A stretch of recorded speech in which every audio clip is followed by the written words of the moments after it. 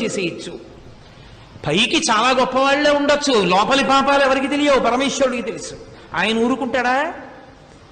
పైకి పుణ్యాత్ముడిలా కనపడుతున్నావు, లోపల పుచ్చిపోయి ఉన్నావు. ఎంత హింసతో ఉంది పాపం. దీనికి ఈశ్వరుడు ఏదో ఒకనాడు గుణపాఠం చెప్పడా? ఇది ఊరుకుంటాడా? పైకి కర్మ సక్రమంగా చేస్తున్నానంటే సరిపోతుందా? మనస్సు శుద్ధిగా ఉండక్కర్లేదా?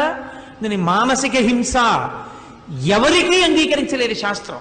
ఏ ఆశ్రమంలో ఉన్నవాడు ఎవరూ చేయడానికి వీల్లేదు. ఇది వాగ్హింస కఠినంగా మాట్లాడి వ్యవస్థ దిద్దడానికి అంగీకరించారు పరిణితి కలిగిన వారికి.